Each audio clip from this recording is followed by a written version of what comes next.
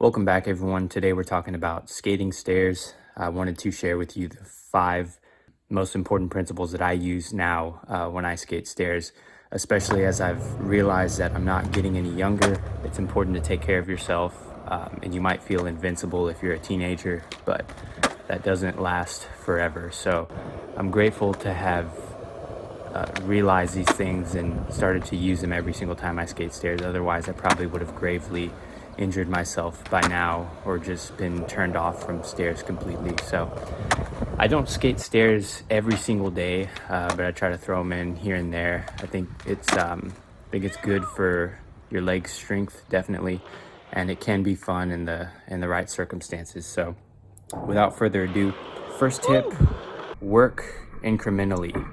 You want to build your way up, right? You don't want your first stair set to be a 10 stair. I think the first stair set I skated was a 3 stair. I just ollie it over and over again. That was many years ago. But after that, I worked my way up to eventually a 4 stair, 5 stair, 6 stair. You may not be able to find those specific numbers in your immediate area. If you can, great. But the general idea is to just slowly work your way up. And it's just kind of like I mentioned in all my other videos. You want to start on something small when it comes to ledge and rail tricks, low, slow, and short, as I always say. But for stairs, it's really just the same thing. You want to work your way up slowly so that you can acclimate to the distance and the drop. Tip 2, don't move on until you build consistency.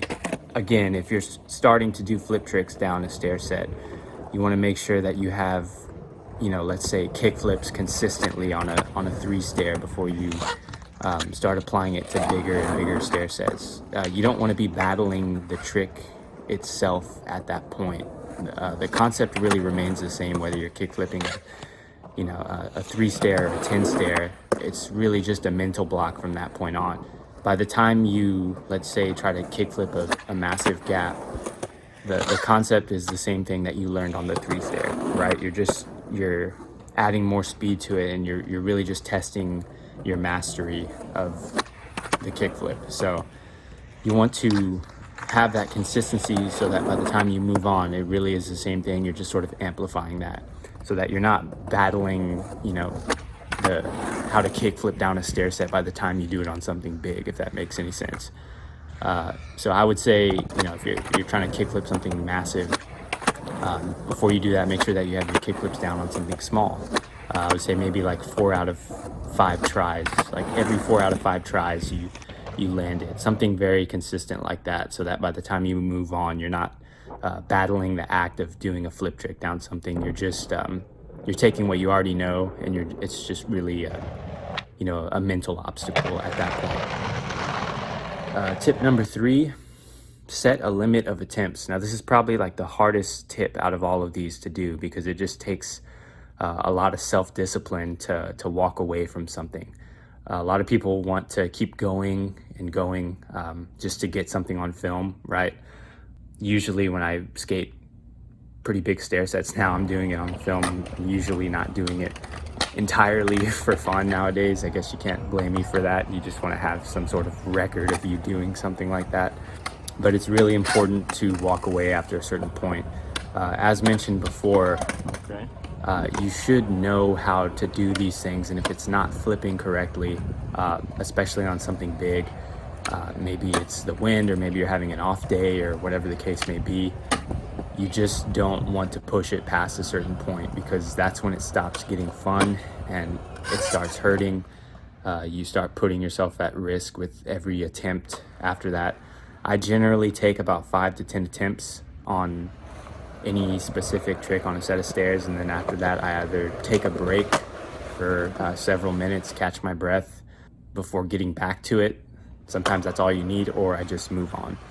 It's important to just know your limits and preserve yourself, and that's something difficult for people to do, because once they get started on something, they don't want to let it go. I personally get embarrassed for myself when I can't do something quick enough, so I end up quitting anyways and just coming back to it later, or just forgetting about it for the day.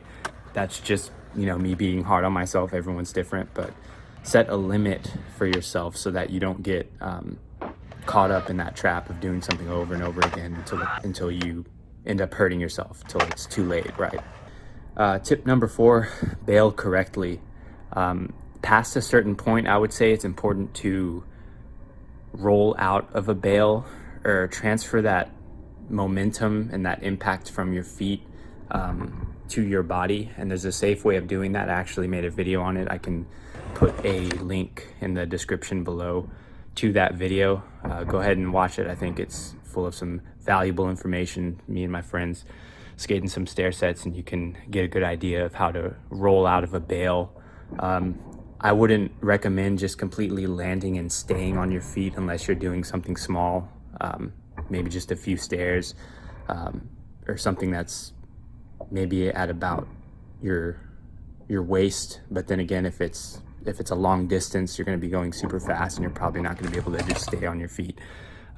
So learning how to roll out of a bail is super important, because you're going to be applying that probably more than, figuring out how to land. You're going to be bailing more than you land, especially when you first start skating stairs. So learning how to bail correctly is super important. And number 5, be intentional. What that basically means is know what it is you're doing and what the actual goal is. I think it's really easy to get comfortable skating stairs when you know how to bail out of something, and that just makes it really easy for you to constantly kick out, and you just get comfortable with it to the point where you're not even trying to land anymore. You're just kind of entertaining the thought of doing the trick. And you may be getting close, you may not, but the point is that you're really just stuck in this rut of flipping the board out and seeing what happens to it. And that's not the same as actually trying to land the trick, right? I usually know when I'm serious about something when I tend to get that flutter in my stomach, or my heart's racing, and I know something's about to go down. And that's how I can usually tell when I'm serious about something, unless of course it's maybe just like a 2 or 3 stair and I'm just messing around. That's how I can tell when something's gonna go down. I know myself, and it's important to be intentional and know yourself so that you can just stop wasting time. And like I had said earlier, when you set a limit on a certain amount of attempts you're gonna go for something, when you're intentional, that's easy to do, because from the get-go you're already trying the trick. And it's easy to be intentional and say, okay, from the very first attempt I'm going straight for it. When you already build that consistency, when you work incrementally, like I had mentioned before, it's easy to be intentional because you already know how to do the trick, and at this point you're just applying it to this new gap, this new stair set. So it's easy for you to be intentional and not play around with the trick over and over again and just waste time and energy and risk hurting yourself. I think what really helped me with this was seeing pros skate in person. It was really inspiring to me to watch certain people just huck themselves down gaps and know what they're doing from the very get-go, landing stuff first, second try. And it's very inspiring because, you don't see that too often, I think. People are learning how to skate stairs and gaps, but someone who can truly master them, it's really inspiring to see that. And it inspires me to not waste time myself, right? So be intentional. Know that when you're going for something, you're trying to land it from the get-go, or you're either practicing on something smaller to try and figure out how it works. One of those two. I wouldn't say you should play around with flip tricks on like a 10 stair. You should probably be serious about it at that point and just already have the skill to do it on something that big. So those are my tips on skating stairs. Comment down below what other types of videos you want me to give these tips on. Hopefully you got something useful out of this, and I will see you next time.